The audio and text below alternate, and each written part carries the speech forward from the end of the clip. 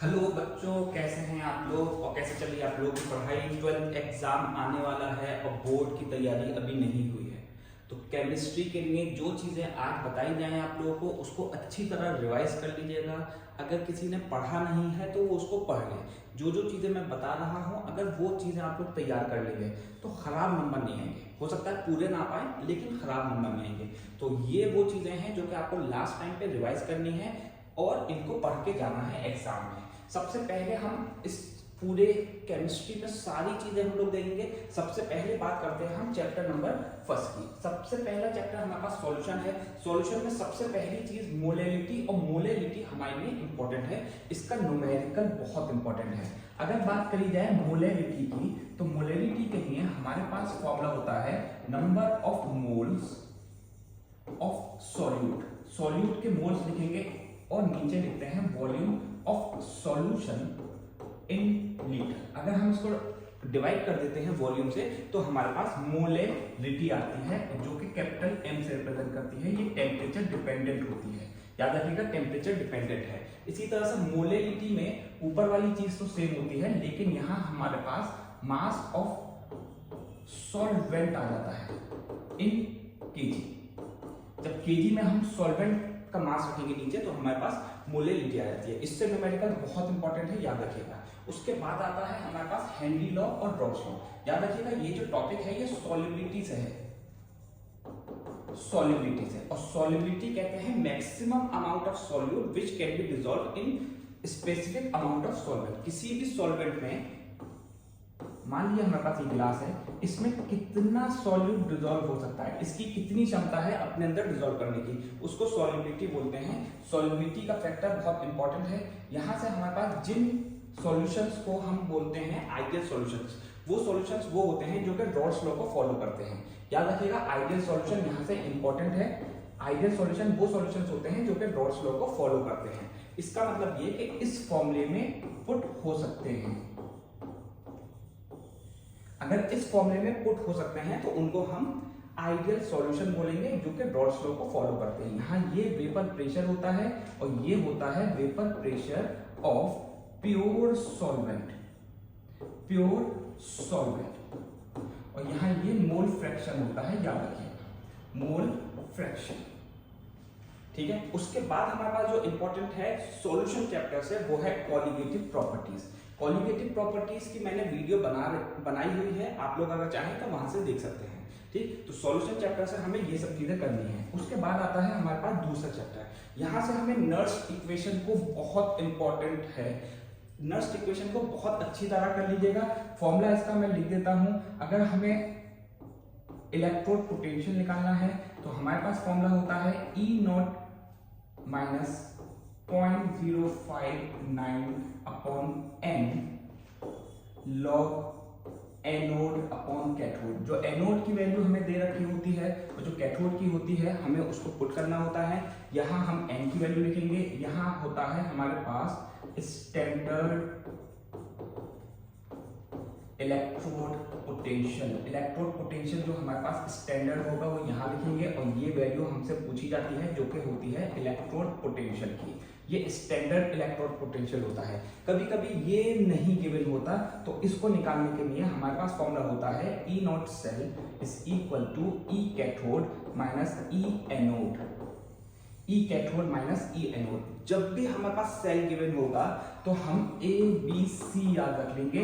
हमेशा एनोड पहले होता है, बीच में ब्रिज होता है और लास्ट में हमारे पास कैथोड होता है। इस क्वेश्चन को सॉल्व करने के लिए हमारे पास कभी भी ऐसी इक्वेशन दे दी गई है, ऐसा क्वेश्चन अगर आप लोग देखेंगे तो बहुत आता है, तो इसमें आप लोग को कुछ याद करने की जरूरत नहीं है। पहले हमेशा एनोड होगा, इसका मतलब ये वाली वैल्यू हम लोग ऊपर रखेंगे यहाँ लॉग के साथ और नीचे कैथोड जो इसके साथ दे रखी होगी वैल्यू वो लिखेंगे जो नीचे है। n की जगह हम n की वैल्यू 2 है वो रख देंगे और E0 की वैल्यू हमें दे रखी है, क्वेश्चन में हमेशा दे रखी होती है। अगर नहीं दे रखी तो उसको इस तरह से निकालते हैं, यहाँ नोट लगाएंगे। ठीक है। उसके बाद आता है हमारे पास मोलर कंडक्टिविटी। मोलर कंडक्टिविटी के लिए हमारे पास फॉर्मूला होता है AM is equal to kappa upon C. ये कापा हमारी कंडक्टिविटी होती है, ये हमारा कंसंट्रेशन होता है। अगर हमसे इक्विवेलेंट पूछी जाएगी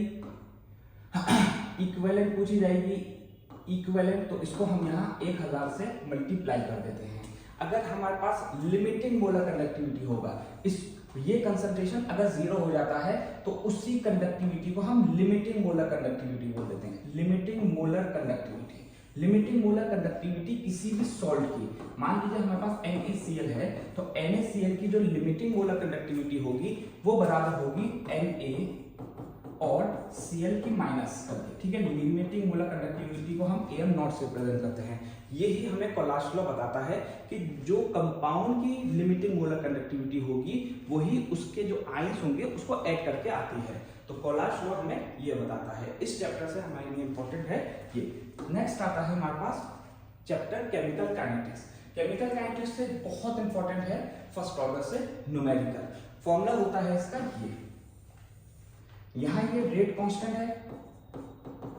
रेट कांस्टेंट का फॉर्मूला 2.3 अपॉन टाइम। ये टाइम हमें दे रखा होता है और यहाँ हम इनिशियल जो हमारा कंसंट्रेशन होता है जिसको हम ज्यादातर 100 एज्यूम करते हैं, और ये होता है लेफ्ट का मतलब होता है कितना बचा। मान लीजिए हमारे पास 40% रिएक्शन हो गया तो यहाँ 40 नहीं रखेंगे, यहाँ 100 माइनस 40 रखेंगे और इसको 60 रखेंगे, ठीक है। लॉग को कैसे सॉल्व करते हैं वो मैं वीडियो में आप लोगों को बता दूंगा ट्रिक के साथ। हाफ लाइफ का अगर हमसे पूछा जाता है तो हाफ लाइफ के लिए हमारे पास फॉर्मूला होता है T half is equal to 0.693 upon K। T half के लिए हम K की वैल्यू यहां से कभी कभी निकालनी पड़ती है या क्वेश्चन में गिवन रहती है, ठीक। अगर फर्स्ट ऑर्डर की बात करी जाए तो यहाँ इसका जो यूनिट निकल के आएगा वो या तो सेकंड इनवर्स आएगा या मिनट इनवर्स आएगा या आर इनवर्स आएगा। उसके बाद टेबुलर न्यूमेरिकल, ये बहुत इंपॉर्टेंट है। इस तरह की एक टेबल दे रखी होती है, ठीक है ना। ये नहीं होगा इसमें, ये हो भी सकता है।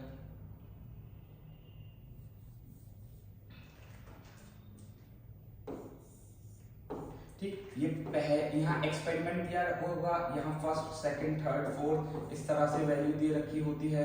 यहाँ ए की वैल्यू होगी 0.1 0.2 0.3। ये वाला न्यूमेरिकल आप लोग पढ़िएगा, बहुत इंपॉर्टेंट है। अगर आप लोगों को नहीं आए ये वाला न्यूमेरिकल तो मैं इसके लिए अलग से वीडियो बना दूंगा, आप लोग ये वाला चैप्टर में से ये सब चीजें कर लीजिएगा। उसके बाद आता है हमारे पास डी ब्लॉक। जितने भी कॉन्सेप्शनल क्वेश्चन है, जैसे कि अनपेयर्ड इलेक्ट्रॉन्स की वजह से, अनपेयर्ड इलेक्ट्रॉन्स की वजह से क्या क्या होता है। मान लीजिए हमारे पास Fe+2 है, तो इसके जो अनपेयर्ड इलेक्ट्रॉन्स होंगे इसका एटॉमिक नंबर होता है 26। जब 2 इलेक्ट्रॉन जाएंगे तो 3d6 और 4s2। ये जो 2 इलेक्ट्रॉन जा रहे हैं वो यहाँ से जाएंगे, ये बात याद रखिएगा। तो अगर हमसे इसके अनपेयर्ड इलेक्ट्रॉन्स पूछा जाएगा तो अनपेयर्ड इलेक्ट्रॉन्स को बताने के लिए हमें करना क्या पड़ेगा, हमें ये करना पड़ेगा। तो अनपेयर्ड इलेक्ट्रॉन्स इसके 4 हो गए। तो इसी तरह से अनपेयर्ड इलेक्ट्रॉन से रिलेटेड क्वेश्चन काफी बार आ जाता है। उसके बाद जो एनसीईआरटी के क्वेश्चंस हैं वो आप लोग कॉन्सेप्ट के साथ पढ़ लीजिएगा, ठीक। जैसे कि ई नॉट की वैल्यू होती है, कभी कभी इस तरह से दे देते हैं कि ई एम और ऐसे करके इसका पॉजिटिव क्यों होता है, किसी का निगेटिव क्यों होता है।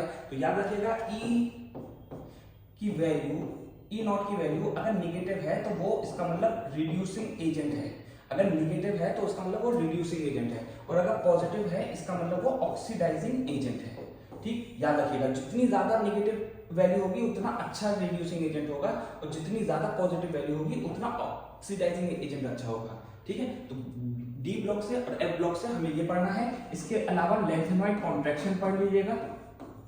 लेंथेनॉइड कॉन्ट्रैक्शन किसे कहते हैं और अगर आप लोग और क्वेश्चन पढ़ना चाहें तो एनसीईआरटी के क्वेश्चंस को बहुत अच्छी तरह कर लीजिएगा। यहाँ से डी और एफ से वहीं से क्वेश्चन बन जाता है, ठीक है। इसमें कभी कभी ऐसा आ जाता है कि इसको कैटलिस्ट की तरह क्यों यूज करते हैं, ठीक। तो रीजन मैंने बताया आपको अनपेयर्ड इलेक्ट्रॉन्स की वजह से, ठीक है। दूसरा रीजन ये भी हो सकता है कि ये जो डी और एफ डी ब्लॉक एलिमेंट्स होते हैं इनके पास वैकेंट ऑर्बिटल्स होती है। बहुत इंपॉर्टेंट चीज है, याद रखिएगा। अगर कोई भी रीजन आए, क्वेश्चन कंसेप्शनल बने और रीजन पूछे तो ये दो चीजें लिखना मत भूलिएगा कि वैकेंट ऑर्बिटल होती है ड्यू टू अनपेयर्ड इलेक्ट्रॉन्स।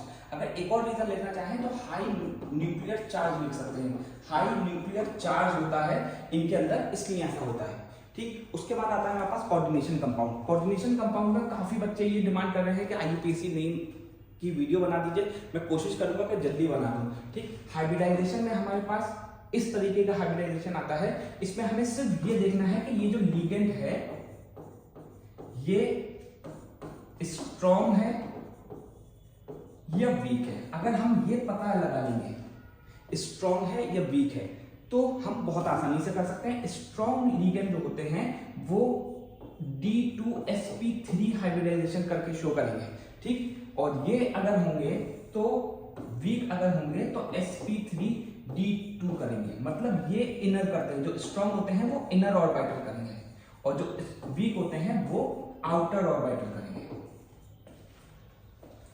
उसके अलावा CFT क्रिस्टल फील्ड थ्योरी, ये काफी इंपॉर्टेंट है। क्रिस्टल फील्ड थ्योरी इसको इस तरह से बनाते हैं, आप लोगों ने एनसीईआरटी में देखा होगा शायद। इस तरह से इसकी टेबल बनाते हैं, फिर इसको ऐसे करके दो पार्ट्स में डिवाइड करते हैं। ये सब चीजें इंपॉर्टेंट है, याद रखिएगा। ये CFT बहुत इंपॉर्टेंट है। अगर आप लोगों को कोई भी टॉपिक पढ़ना हो तो मुझे बता दीजिएगा अभी थोड़ी देर में, ताकि मैं उस पर भी वीडियो बना सकूं। उसके बाद आता है हमारे पास सबसे इंपॉर्टेंट, नाम है उसका ऑर्गेनिक। याद रखिएगा ऑर्गेनिक के चैप्टर्स वाइज मत पढ़िएगा, पूरी ऑर्गेनिक को एक साथ अगर पढ़ेंगे तो नेम रिएक्शन सबसे इंपॉर्टेंट है। उसके बाद आता है हमारे पास कन्वर्जन।